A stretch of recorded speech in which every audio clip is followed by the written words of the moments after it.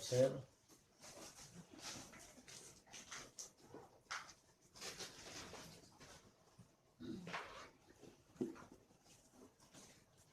surat Al-Maidah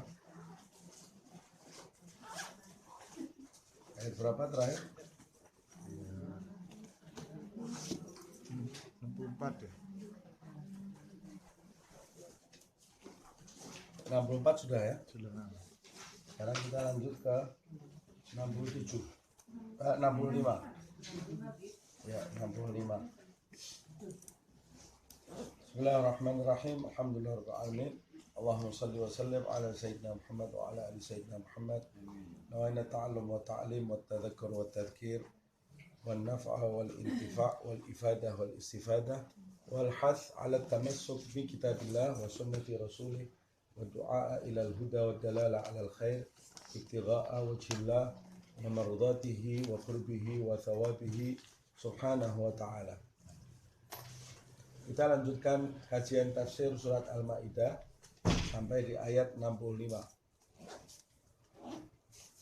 Di pertemuan yang lalu, terakhir pembahasan kita, Allah Subhanahu wa ta'ala menjelaskan bagaimana lagi-lagi masih berkaitan dengan Ahlul Kitab.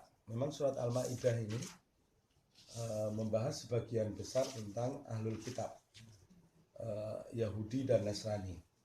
Di pertemuan yang lalu, di ayat ke-64, Allah menjelaskan, setelah di ayat-ayat sebelumnya, Allah menjelaskan ucapan mereka yang buruk terhadap Rasulullah, perbuatan mereka yang buruk pula pada Nabi Muhammad SAW.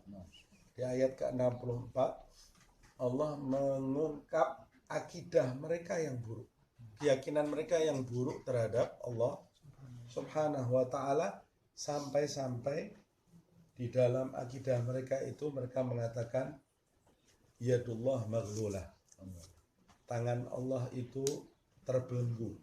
Maksudnya Allah itu pelit. Jadi ada dua pengertian seperti yang sudah kita bahas. Tangan Allah terbelenggu yaitu Allah tidak bisa berbuat apa-apa, atau diartikan Allah itu pelit. Ini akidah mereka.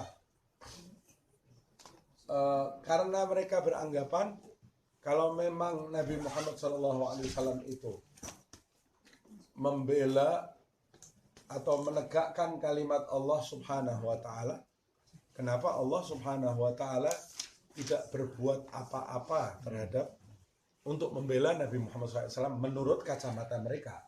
Padahal Allah membela Nabi Muhammad, mendukung Nabi Muhammad, memberikan mukjizat bermacam-macam kepada Nabi Muhammad SAW.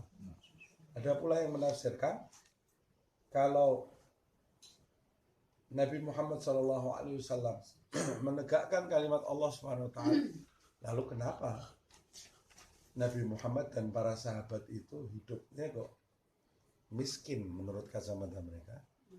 Berarti Tuhannya Muhammad itu pelit sekali.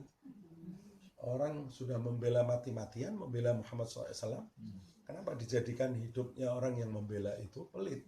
Karena memang kehidupan Rasulullah SAW dan para sahabat itu sangat sederhana. Padahal kalau Nabi Muhammad SAW mau, Allah itu menawarkan gunung sebesar emas kepada Rasulullah SAW. Tapi hidup sederhananya Nabi Muhammad SAW itu pilihan Nabi Muhammad SAW. Nabi sendiri yang memilih, dia memilih hidup sehari kenyang, sehari lapar. Pilihan Rasulullah SAW. Nah, kita lanjutkan sekarang ke ayat 65. Allah Subhanahu wa ta'ala berfirman, A'udzubillahi minasyaitonirrajim. Bismillahirrahmanirrahim. Walau anna ahlal kitabi amanu wattaqau lakaffarna anhum sayyi'atihim wa la'adkhalnahum jannatin na'im. Lihat di ayat ke-65, Allah Subhanahu wa ta'ala menjelaskan bahwa ahlul kitab yang mencaci maki Rasulullah SAW, melawan dakwah Nabi Muhammad SAW, tertutup bagi mereka pintu hidayah. Makanya Allah menggunakan kalimat walau anna ahlal kitab. Walau itu bisa berarti walaupun. Jadi kata walaupun dalam bahasa Indonesia itu kata serapan dari bahasa Arab.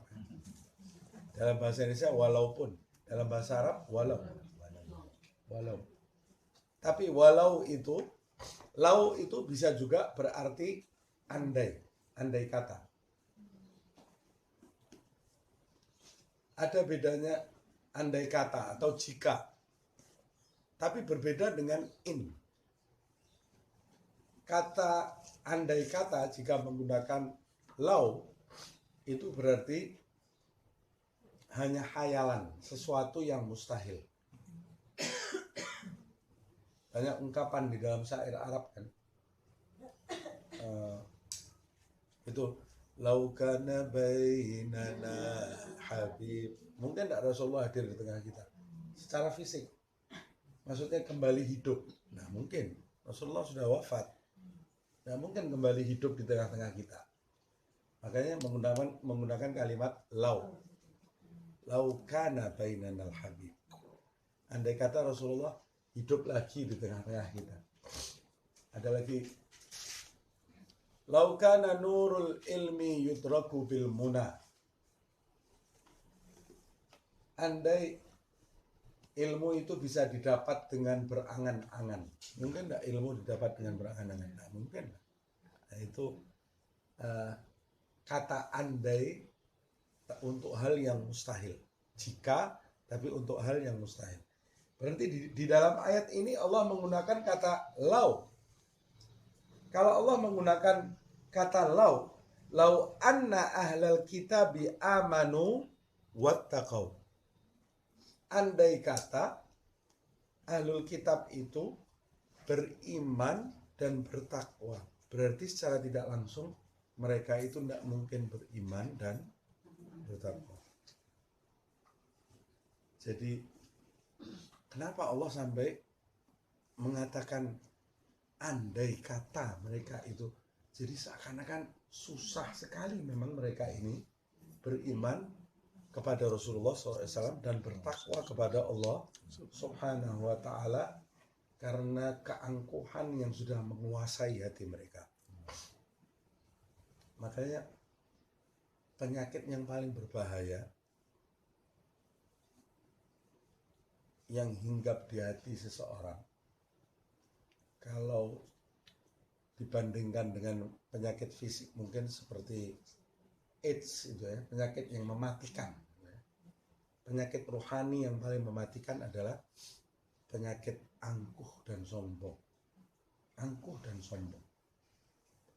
Sebab orang yang angkuh itu dia merasa dirinya lebih dari orang lain. Dan orang yang merasa dirinya lebih dari orang lain berarti dia menutup pintu kebaikan dari orang lain. Karena dia sudah merasa dirinya lebih. Orang lain itu di bawah dia semua. Orang mau memberi dia sesuatu, siapa kamu ini? Mau memberi saya sesuatu. Orang yang angkuh merasa dirinya paling kaya, dia akan malu menerima bantuan dari orang lain. Sama juga seperti itu. Orang yang merasa dirinya paling berilmu, saya ini paling pintar di tempat ini, dia akan malu belajar. Berarti dia mengharamkan dirinya dari ilmu. Makanya jangan pernah sombong. Kamu kalau sombong, kamu tidak akan pernah belajar dari siapapun nanti. Orang yang merasa dirinya paling benar saya, yang lain salah. Ini masuk neraka, ini masuk neraka, ini ibadahnya salah, ini ibadahnya salah. Paling benar saya.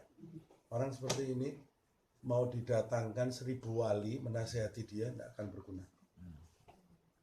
Wali ada 1000 dikumpulkan jadi satu mendoakan dia, tidak ada gunanya. Karena dia merasa dirinya paling benar. Jangankan wali, Nabi Muhammad SAW tidak bisa berbuat apa-apa di hadapan keangkuhannya ahlul kitab. Nabi Muhammad yang doanya itu langsung sampai ke langit, yang dakwahnya paling benar, paling baik, paling bagus, tidak bisa merubah kondisi ahlul kitab di masa itu, karena mereka dikuasai oleh keangkuhan, merasa diri paling suci, merasa diri paling benar. Nah, kita sebenar-benarnya kita jangan pernah merasa paling benar. Sebaik-baiknya kita jangan pernah merasa paling baik. Sepandai-pandainya kita jangan merasa paling pintar. Manusia itu kalau mau hidup mendapat manfaat dari segala yang ada di sekitarnya, dia harus hidup dengan tawadhu, rendah hati. Rendah hati, buka diri untuk menerima nasihat dari siapapun, walaupun dari binatang. Walau dari binatang, jangankan dari manusia. Berapa banyak para ulama yang dapat petunjuk dari Allah Subhanahu wa taala karena melihat binatang. Ada ceritanya seorang ulama yang belajar berkali-kali di sebuah padepokan gitu ya, sebuah pesantren.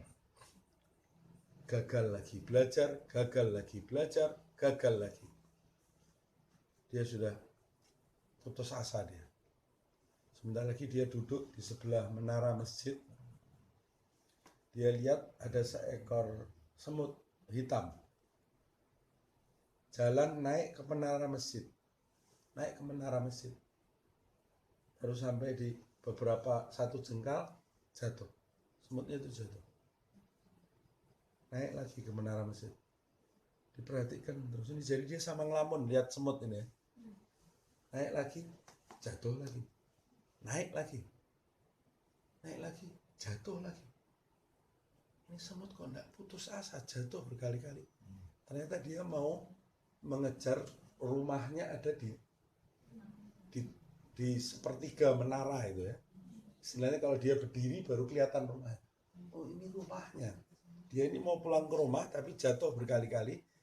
Ditunggu dari mulai isyraq sampai dekat adzan zuhur. Dia mau tahu ini berhasil enggak ini semut. Jatuh berkali-kali sampai dekat adzan zuhur dia berhasil masuk ke rumahnya. Kata dia, masa saya kalah sama semut? Dia dapat nasihat dari semut. Akhirnya dia kembali belajar dan jadi ulama besar. Ibn Hajar, dia dapat nasihat dari batu. Dari batu ini, dia sudah putus asa, mengulang-ulang pelajaran, tidak berhasil. Akhirnya dia izin sama gurunya, saya pulang aja lah kerja saya. Kayaknya saya ini tidak cocok belajar. Pulang di tengah jalan hujan. Berteduh dia di bawah pohon. Sebentar lagi di depannya ada batu. Batu yang besar, tengah-tengahnya lekuk batunya ini. Kenapa batu besar ini bisa lekuk? Dia perhatikan tiba-tiba ada tetesan air yang netes terus di batu tadi. Batunya itu tadinya bulat, tapi di tengah-tengahnya lekuk karena akibat tetesan air. Dia kemudian, batu yang kerasnya seperti ini bisa lekuk, bagaimana akal saya tidak bisa lekuk dengan mengulang-ulang hafalan. Akhirnya tidak jadi pulang, kembali lagi dia ke pondok pesantrennya.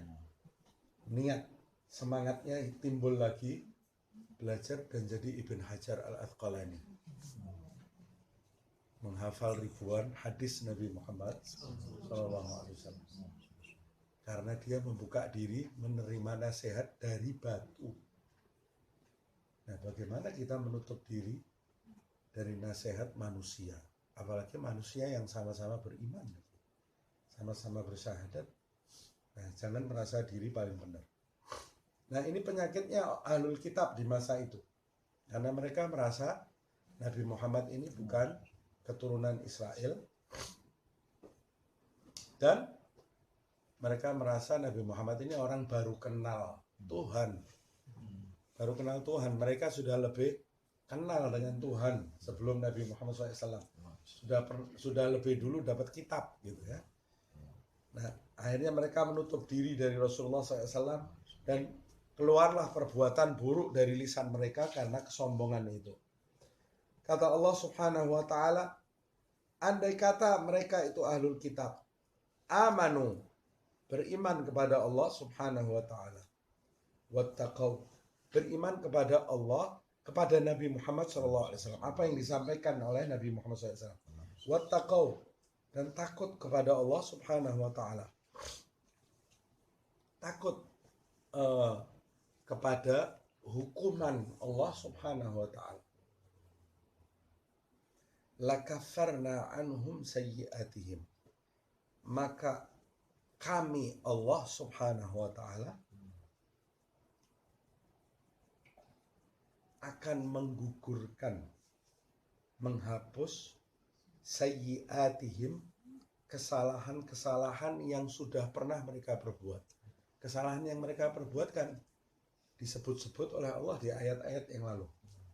Andai kata mereka itu beriman dan bertakwa, kesalahan mereka itu akan kami hapus. Tidak ada lagi kesalahan. Ini kenikmatan yang luar biasa dari Allah Subhanahu wa ta'ala.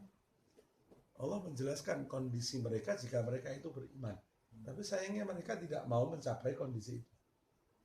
Lakaffarna anhum sayyi'atihim. Setelah itu, wala adkhalnahum jannatin na'im, dan aku Allah sendiri, aku, kata Allah, aku Allah sendiri yang pasti akan memasukkan mereka ke dalam surga yang penuh dengan kenikmatan. Ada kata lam lazimah, lam kepastian. Aku pasti, aku sendiri Allah yang akan memasukkan mereka ke dalam surga yang penuh kenikmatan. Ada yang menggelitik sedikit itu ya di dalam ayat ini, ketika Allah Subhanahu wa ta'ala berbicara tentang kesalahan-kesalahan yang mereka perbuat, Allah mengatakan Allah akan menghapusnya, tetapi menggunakan bentuk jamak, lakaffarna, nahnu. Nah itu kan nahnu, kami Allah akan menghapus dosa-dosanya. Tapi giliran masuk surga menggunakan kata tunggal, aku. Wala adkhalnahum, adkhalna, bukan wala nadkhalnahum atau nudkhilhum, wala nudkhilhum, tapi Allah mengatakannya wala adkhalnahum, wala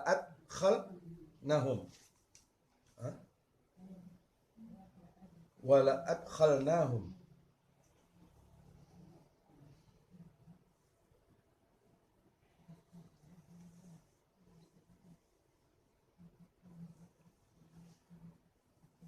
Enggak, ini jamak juga ya.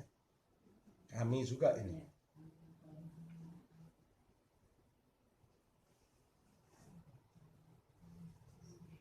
Enggak, saya salah berarti ini. Ini berarti sama-sama ya. Lakaffarna anhum sayyi'atihim wala adkhalnahum jannatin na'im. Ya betul.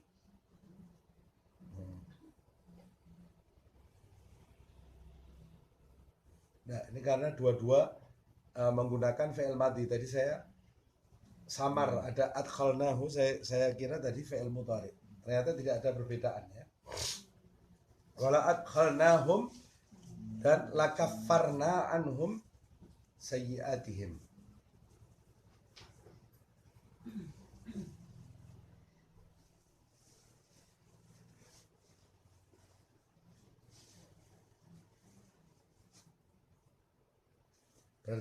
Berarti terjemahannya tadi bukan dan aku Allah, tapi dan kami masukkan mereka ke dalam surga-surga yang penuh dengan kenikmatan. Baik. Nah, menggunakan kata kami itu berarti ada dua kemungkinan, seperti yang pernah saya bahas. Sebetulnya kan yang menggugurkan dosa-dosa itu adalah Allah Subhanahu wa ta'ala. Tapi Allah menggunakan kami, Allah akan menghapus dosa-dosanya.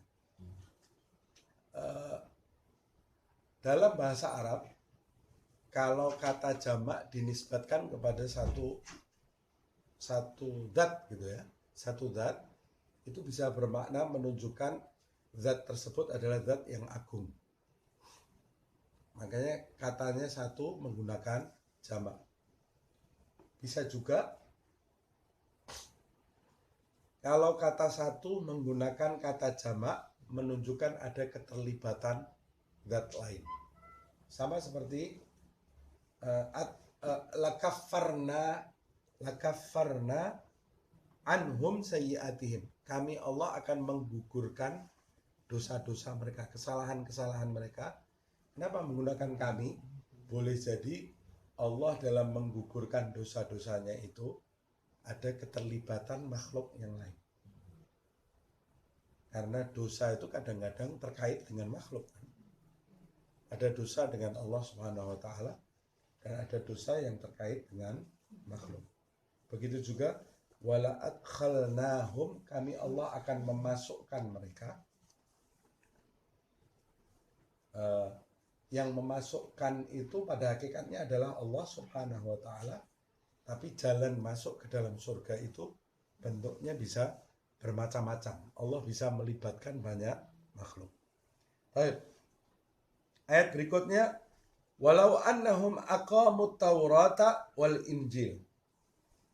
Yang ke-65, jika mereka itu beriman kepada Muhammad SAW, takut kepada Allah Subhanahu wa taala. Ayat yang ke-66, walau annahum aqamut taurata wal injila wa ma unzila ilaihim. Jika mereka itu menjalankan Taurat, Injil, dan kitab-kitab yang diturunkan kepada mereka dengan sungguh-sungguh min rabbihim, dari Tuhan mereka.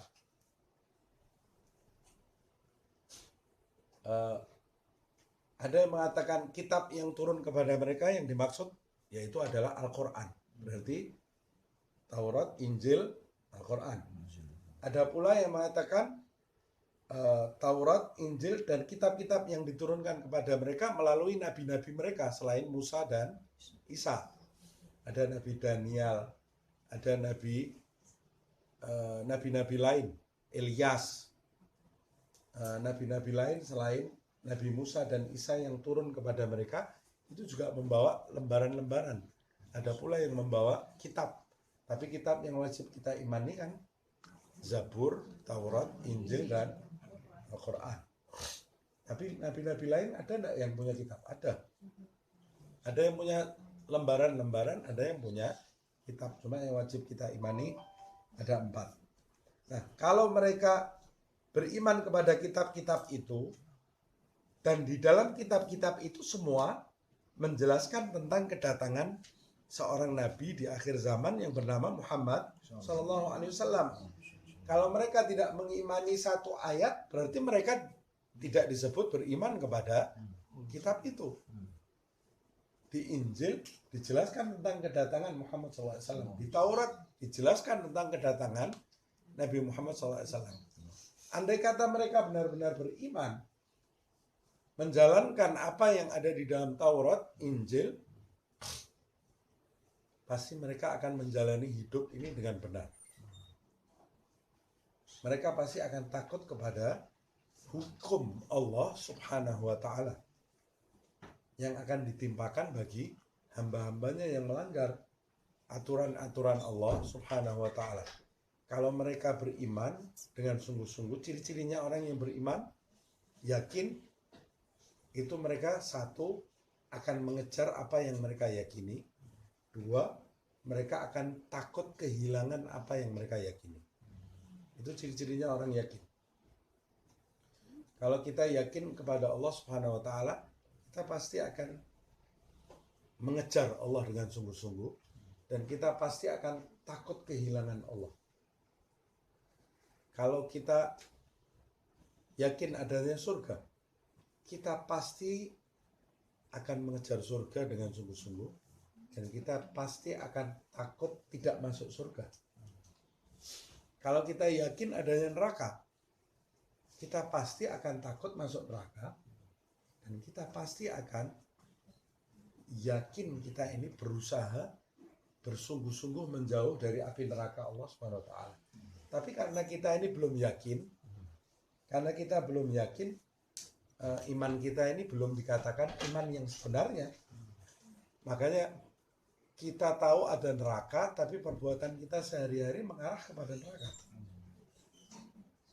Karena kita tidak takut dengan sungguh-sungguh. Kita tahu ada surga yang penuh dengan kenikmatan, tapi perbuatan kita sehari-hari justru menjauh dari surga.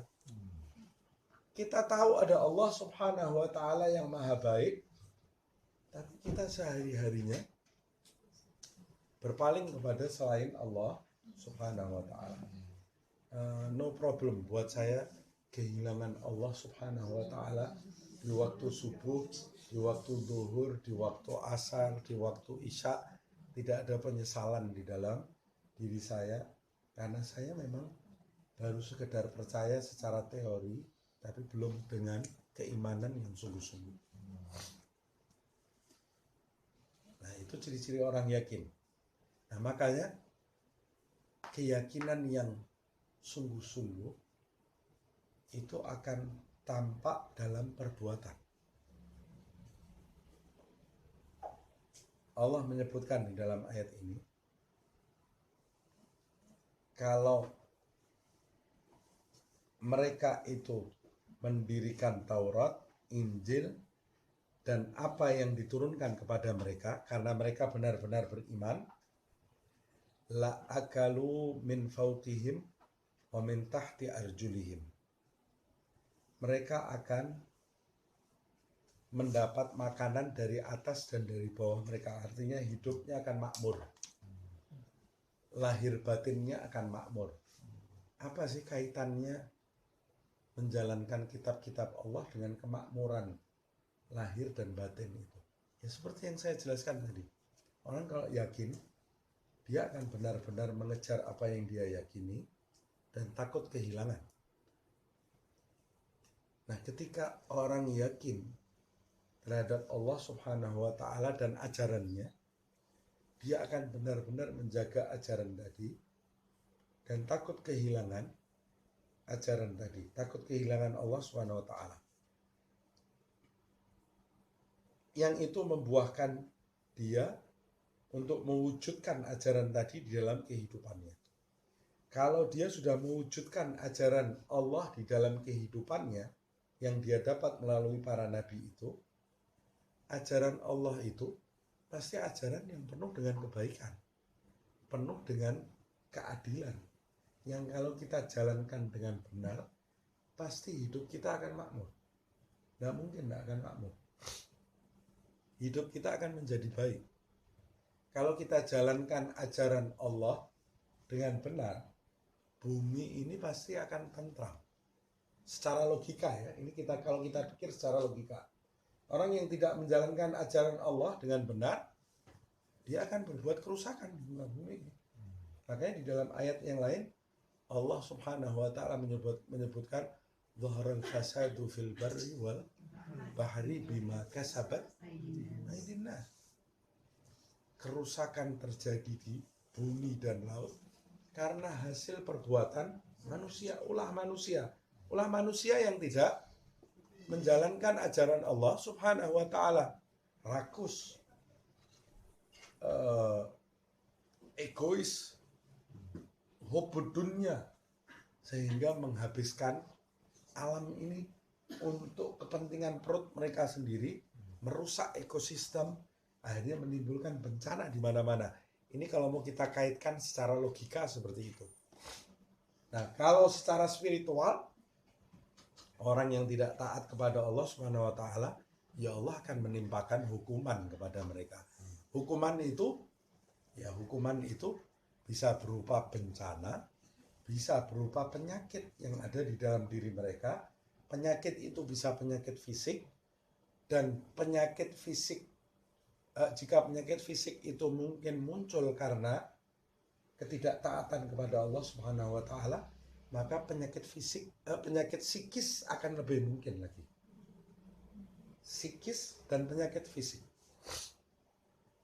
Karena penyakit fisik itu biasanya timbul dari psikis. eh,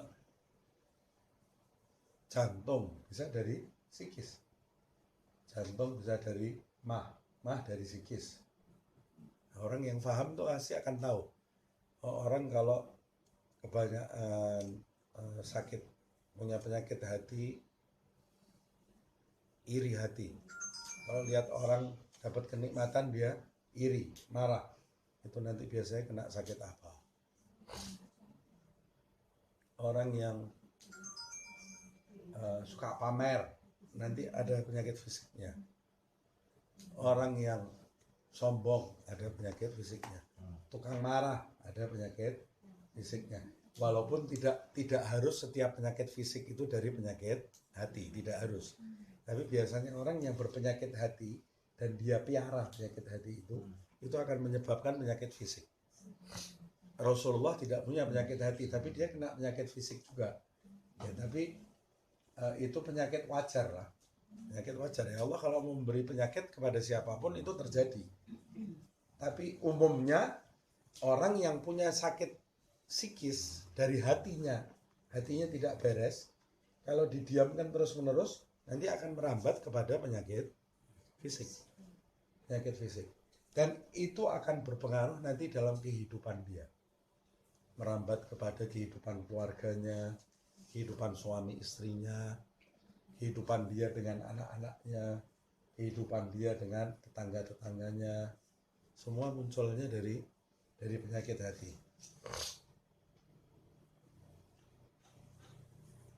Nah, penyakit hati dari mana? Dari nafsu dan dari setan. Nafsu dan setan yang ingin memalingkan manusia dari jalan yang benar, dari ajaran Allah Subhanahu wa ta'ala. Kalau di zaman akhir ini, penyakit yang banyak menimpa umat manusia adalah penyakit sumpah. Nah, penyakit sumpah dan gundah. Dari mana itu? Dari setan. Dari setan ini.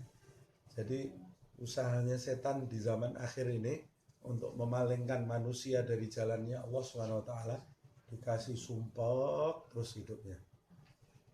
Nah, baca ayat Al-Quran tetap sumpah. Baca zikir sumpah. Duduk setiap hari sumpah ya. Cemberut terus, tidak pernah ketawa, tidak ada syukurnya. Tidak ada syukurnya ini. Kok bisa ya orang sumpah terus? Supaya dia itu putus asa dari rahmat Allah Subhanahu wa ta'ala. Apa itu obatnya sumpah terus? Obatnya sumpah itu memperbaiki prasangka kita kepada Allah. Bagaimana caranya saya memperbaiki prasangka kepada Allah? Baca Al-Quran dengan sungguh-sungguh. Bukan cuma sekedar membacanya, tapi membacanya dengan serius. Baca zikir dengan serius. Lakukan sholat dengan serius. Mulai sekarang serius. Menjalani sholat dengan serius. Menjalani zikir dengan serius. Baca Al-Quran dengan serius. Hadir majelis taklim serius. Kumpul dengan orang-orang soleh yang serius. Mendambakan berkah. Mendambakan akhlaknya. Mendambakan kedudukannya. Ziarah kubur yang serius. Jangan ziarah kubur AC ketawa-ketawa. Oh kemarin AC habis ziarah bareng-bareng. Ziarah kok AC? Padahal kan zurul kubur fa innaha tudzakirukumul akhirah bukan AC. Ziarahi kubur karena ziarah kubur itu mengingatkan kamu dengan ya enggak apa-apa lah raksi karena bersama-sama kumpul dengan teman-teman, tapi yang diingat jangan raksinya aja. Habis ziarah kubur, gimana ziarahnya? Oh enak, bisnya enak, terus nasi boxnya enak, terus orang-orangnya ger, raksi orang-orang. Ziarah siapa ya, lupa saya. Padahal ziarah kubur yang dicari kan supaya kita ingat akhirat. Zurul kubur fa innaha tudzakirukumul akhirah. Berarti itu dia sudah menjalani ziarah kubur benar, tapi tidak serius. akhirnya dia tidak dapat hasilnya. Sudah sholat, sudah loh saya setiap hari sholat. Kamu sudah sholat tapi tidak serius. Padahal sholat kalau serius, inna sholata tanha anil fahsyai wal munkar. Karena kamu tidak serius dalam menjalankan sholat, ya hasilnya tidak ada di dalam kehidupan kamu. Zikir, ala bidzikrillahi tatmainnul qulub. Dengan berzikir, mengingat Allah itu, hatimu akan tentram, akan tenang. Kalau tenang, nggak mungkin sumpah. Tapi saya sudah zikir loh, Ustaz. Itu yang di khulasah sudah saya baca semuanya. Kamu zikirnya mulutnya kemana, pikirannya kemana? Nah, itu kamu tidak serius dalam menjalani tadi. Pahalanya dapat tak? Pahalanya dapat lah. Dapat pahalanya. Tapi bekasnya tidak ada nanti di dalam kehidupan. Nah, masalahnya orang sekarang ini sudah di jalan yang benar, tapi tidak serius dalam menjalaninya. Sehingga ada orang yang sudah berada di lingkaran benar ini. Harusnya dia tidak mungkin sumpah. Kok ya dia masih sumpah terus? Ya karena dia tidak menjalaninya dengan serius tadi. Coba dijalani dengan serius, nanti semuanya akan jadi indah. Nanti hasilnya akan terlihat. Mudah-mudahan Allah Subhanahu wa Ta'ala tidak mengharamkan keberkahan yang ada pada Allah karena keburukan yang ada pada diri kita. Amin ya rabbal alamin. Kita lanjutkan sedikit ini ya. Nah, kalau perbuatan buruk manusia mendatangkan kerusakan, perbuatan baiknya juga akan mendatangkan kebaikan. Siapa yang menjalankan Taurat, Injil, dan segala kitab yang diturunkan oleh Allah Subhanahu wa Ta'ala, termasuk kita, kalau mendirikan ajaran Al-Quran dengan benar di dalam hidup kita, serius tadi itu, bukan cuma sekedar dihatamkan. Terutama kita mau masuk di bulan Ramadan. Bulan Ramadan ini insya Allah panjang umur. Amin. Dan lagi dalam hitungan hari kita akan masuk ke bulan Ramadan. Di bulan itu Allah menurunkan Al-Quran. Maka hargai Al-Quran. Lebih besar lagi di bulan Ramadan. Dengan apa? Dengan banyak-banyak bersinggungan dengan Al-Quran. Bukan sekedar menghatamkannya saja. Tapi serius menggali, merenungi isi Al-Quran itu dan berusaha mengamalkannya di dalam kehidupan kita sehari-hari. Dan nanti kita akan tergolong Ahlul Quran. Ahlul Quran itu bukan orang yang hafal Al-Quran.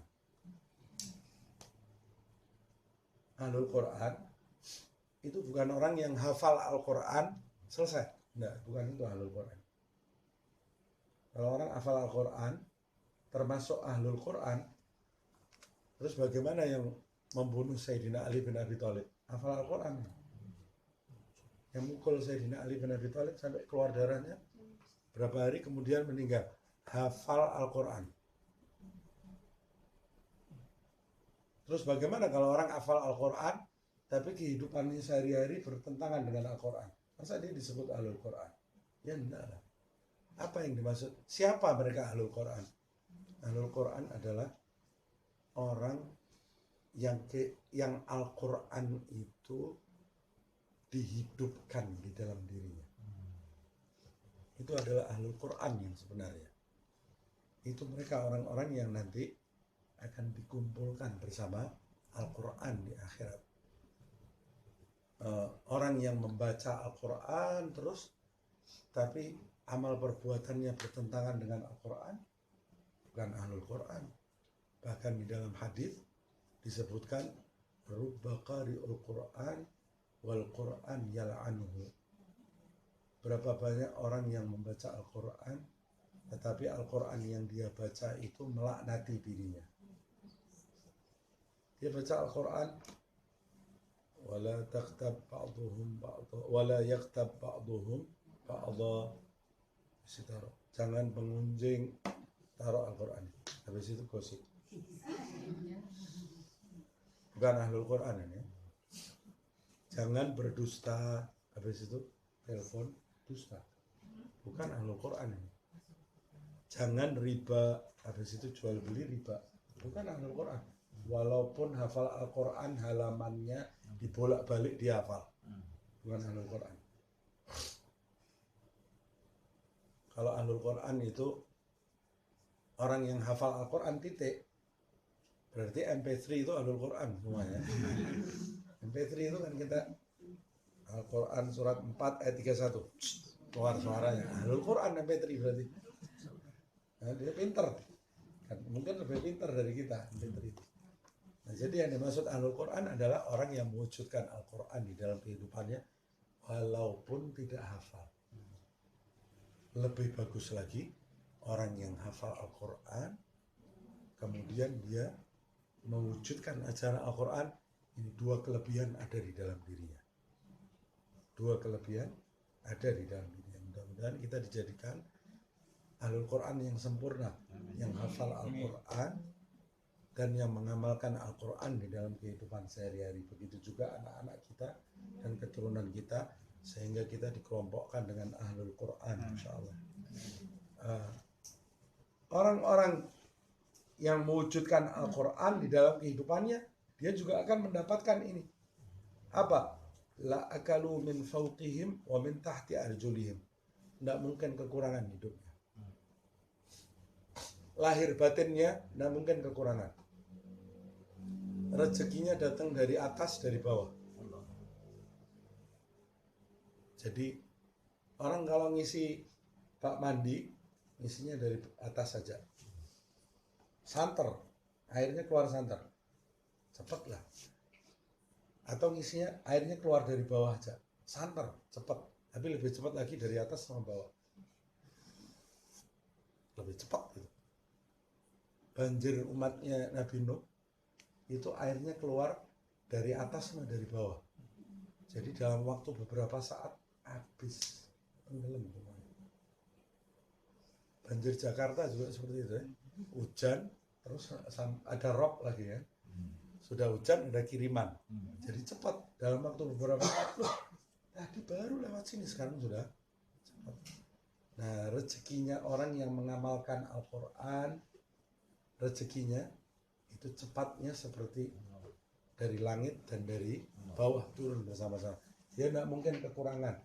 Dan rezeki yang dimaksud di sini adalah rezeki lahiriah dan rezeki batiniah.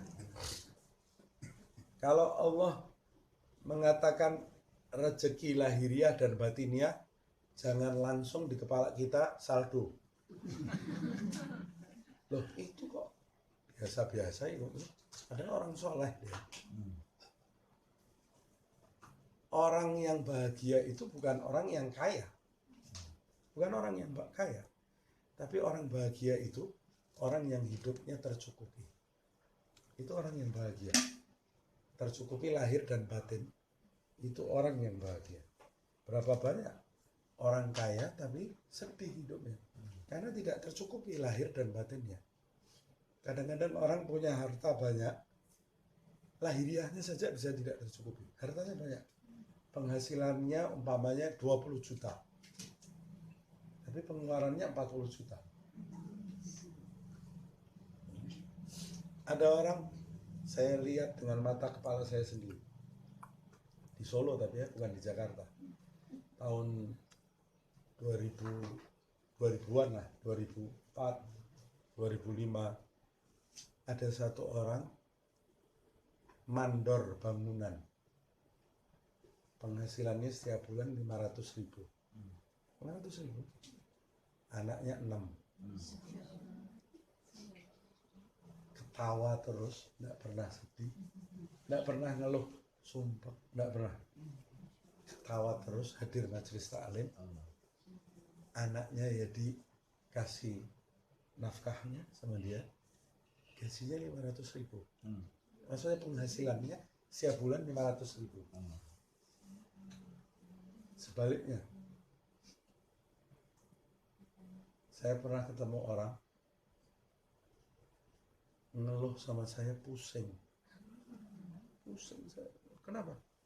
Bangkrut saya ini. Kehilangan kekayaan luar biasa ini. bukan kata orang ya, saya ngadep sendiri. Oh ya, berapa ini? Kehilangan berapa kamu? 10 miliar ya Allah. 10 miliar saya bilang. Ya Allah. Harta kamu sih berapa? 80 miliar.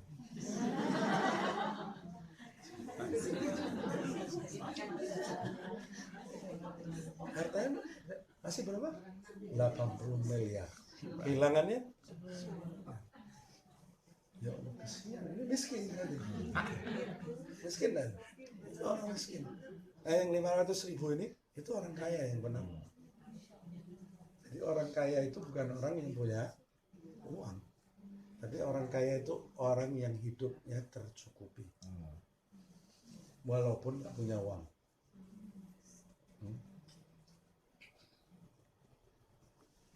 Ada ibu-ibu, namanya ibu-ibu sudah tua, dia nggak bisa kerja, nggak punya anak, sudah meninggal ya, tinggalnya di Condet dulu, nggak punya anak. Tapi kalau kita datang ke rumahnya itu, dia bawa kita barang, ini buat kamu, hadiah buat kamu. Nah, barangnya dia datang dari mana? Satu kampung itu semua baik sama dia. Karena dia baik sama satu kampung, makanya datangnya bukan uang, pisang. Ada pisang ya dia hari itu makan pisang. Datang telur sama minyak, ya sudah dia makan telur ceplok seadanya. Tapi kalau kita datang ke sana, dia ini ngasih kita barang. Ini bawa ini, kadang pisang satu tandon, satu apa? Tandan. Nah, kasihkan ke pisang buat kamu. Padahal kita yang bertamu, nggak punya siapa-siapa, tapi dia orang kaya. Nah, itu pelajaran hidup. Makanya kita ini hidup ini ambil pelajaran dari siapapun. Al-Quran ini memerintahkan kita mengambil pelajaran dari ahlul kitabnya, dari Nabi Muhammadnya, dari Fir'aunnya, dari Musanya, dari Isanya, dari Ibrahim, dari Ismail. Ambil pelajaran. Orang-orang yang baik dan orang-orang yang buruk, ambil pelajaran. Yang baik kok bisa dia dapat kedudukan itu karena apa? Apa perbuatannya? Ambil pelajaran, terapkan. Nanti kita bisa jadi baik. Kalau ada cerita yang nasibnya hamba yang nggak baik, kita lihat ini kenapa hamba ini kok jadi nggak baik nasibnya. Oh, perbuatannya seperti ini. Jangan kita tiru, nanti kita sama. Al-Quran itu isinya contoh. Hidup kita ini isinya contoh. Makanya ada Al-Quran yang di kitab, ada Al-Quran yang di dalam hidup ini. Semua nasihat dari Allah SWT. Nah, kita terapkan, nanti kita akan bahagia.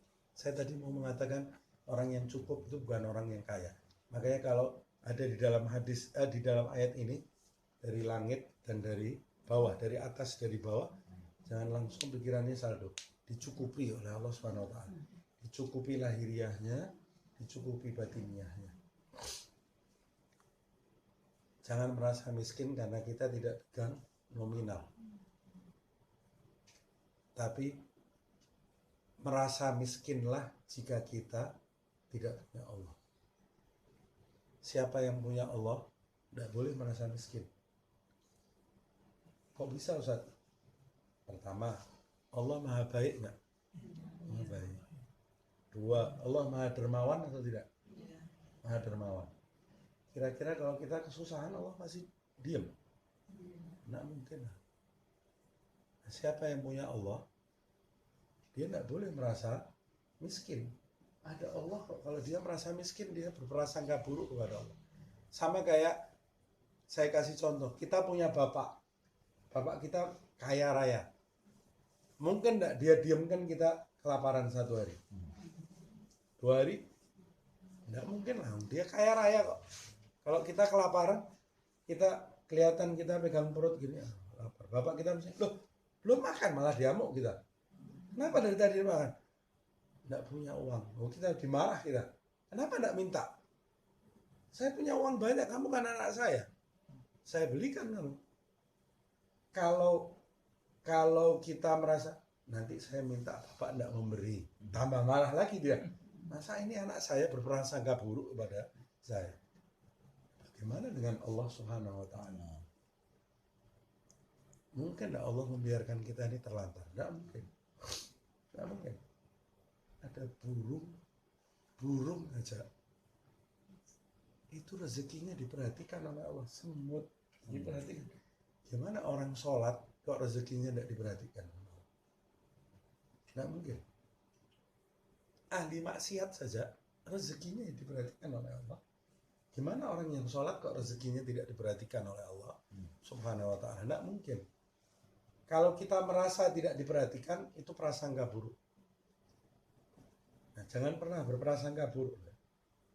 Kadang-kadang kalau kita berprasangka buruk kepada Allah, sama Allah kita dibiarkan. Makanya dalam hadits qudsi, ana inda dhanni abdi bi, kata Allah, aku ini perilakuku, interaksiku kepada hambaku sesuai dengan prasangka hambaku terhadap aku. Falyadhun bima sya', maka terserah hambaku dia mau berprasangka apa kepadaku. Kalau hamba itu berprasangka Allah itu baik kepada dia, memperhatikan dia, Allah akan baik kepada dia. Tapi kalau hamba itu berprasangka Allah ini pelit kepada dia, Allah ini jahat kepada dia, ya dia akan ditinggal oleh Allah Subhanahu wa Ta'ala. Jangan pernah punya prasangka buruk kepada Allah Subhanahu wa Ta'ala. Tidak ada yang lebih baik di dunia ini, di alam semesta ini, kepada kita lebih dari Allah Subhanahu wa Ta'ala.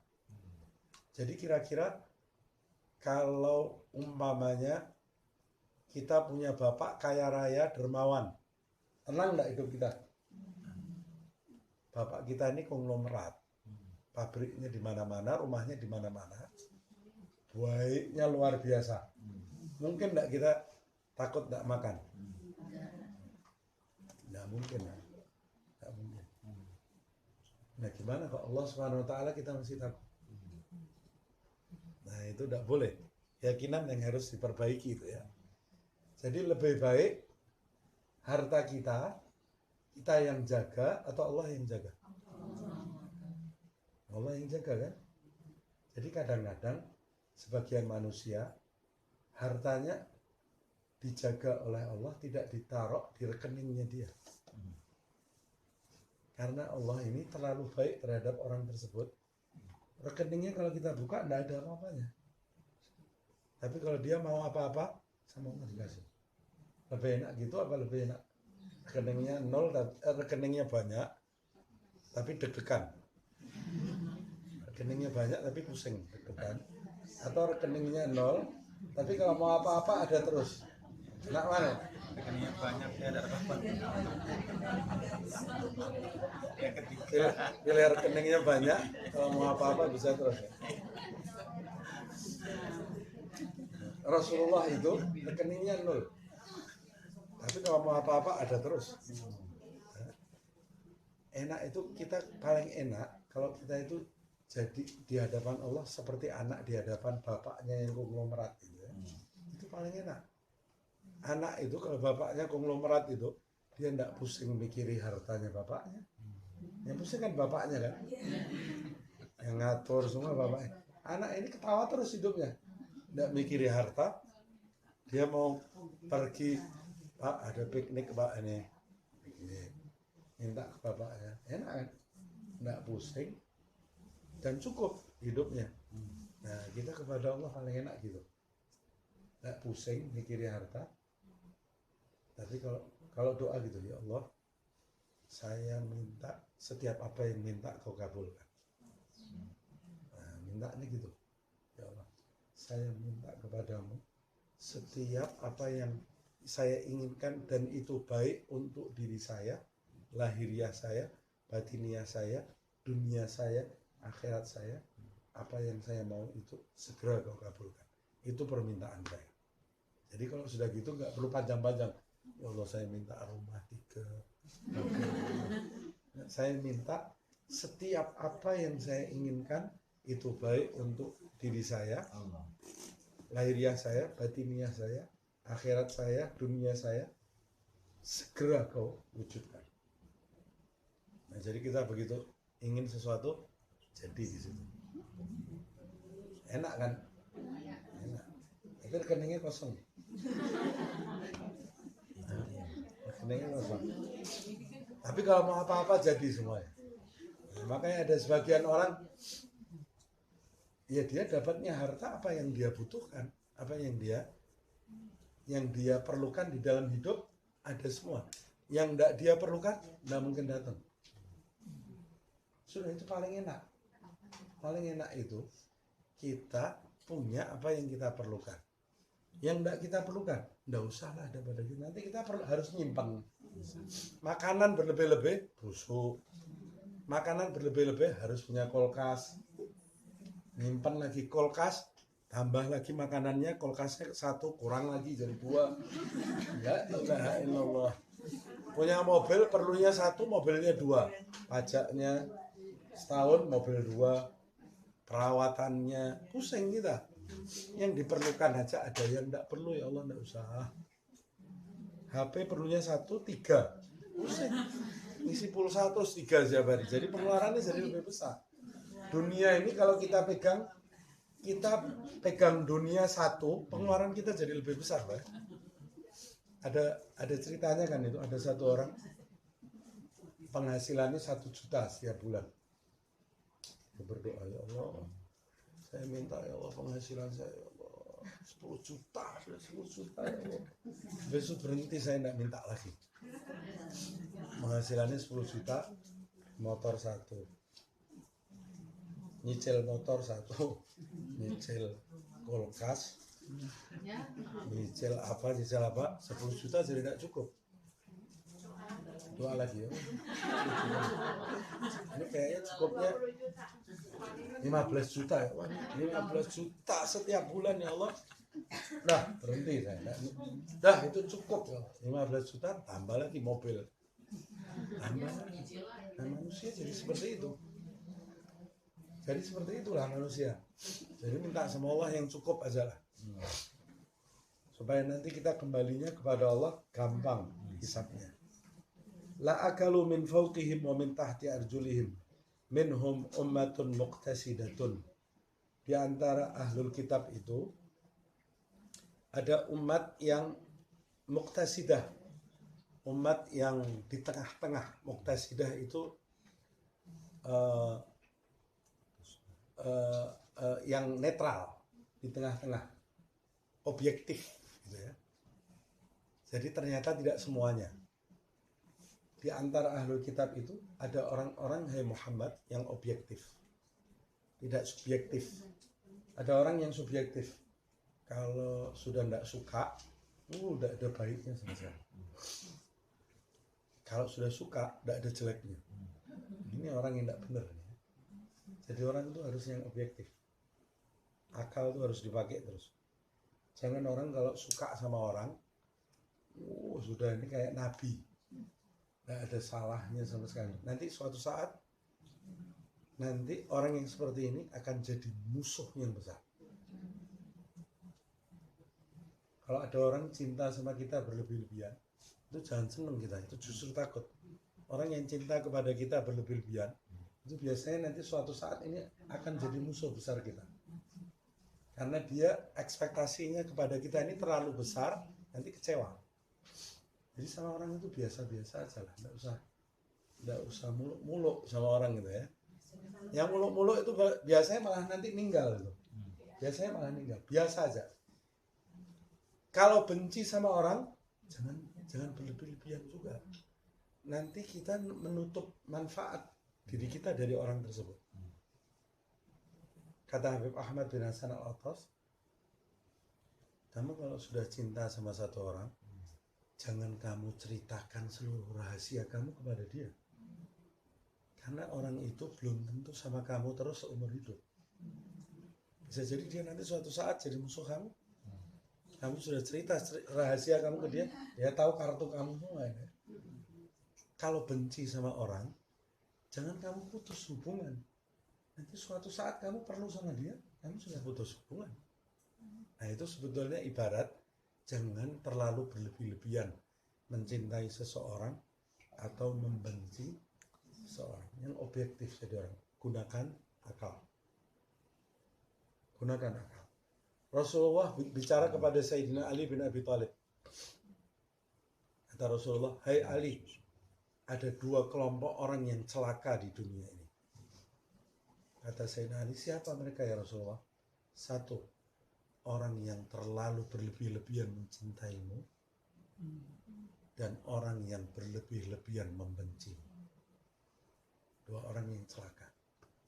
Terlalu berlebih-lebihan mencintai Sayyidina Ali, sampai akhirnya Sayyidina Ali-nya lebih hebat dari Rasulullah malah. Orang celaka ini. Atau terlalu berlebih-lebihan, tidak suka dia dengan Sayyidina Ali, sampai akhirnya Sayyidina Ali itu sampai bukan seperti sahabat lagi. Nah, ini juga orang yang celaka. Tidak boleh kita seperti itu. Nah, sebetulnya pada siapapun kita tidak boleh seperti itu. Nah, minhum ummatun muqtasidah. Ahlul kitab ini ada yang masih menggunakan rasio. Adil dia dalam bersikap. Nah, tapi kata Allah, wa katsirum minhum sa'a ma ya'malun.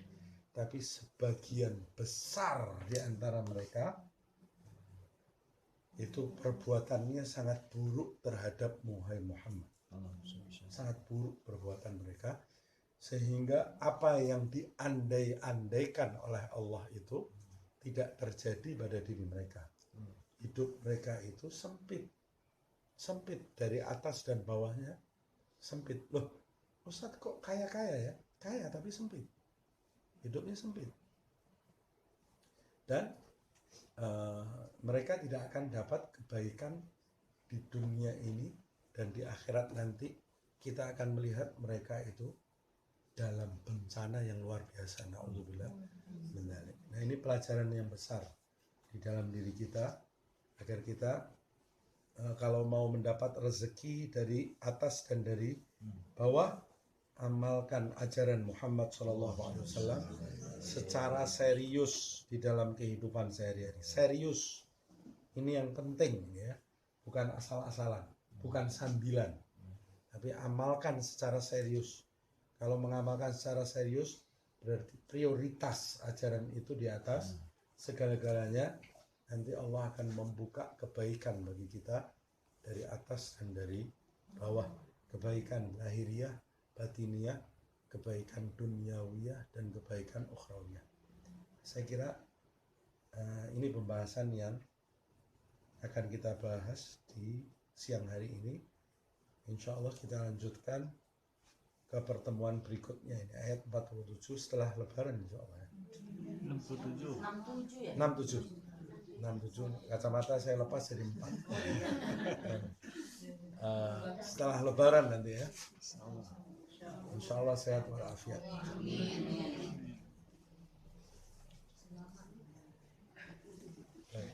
Ya, kita tutup dengan doa, nanti mungkin ada pertanyaan ya.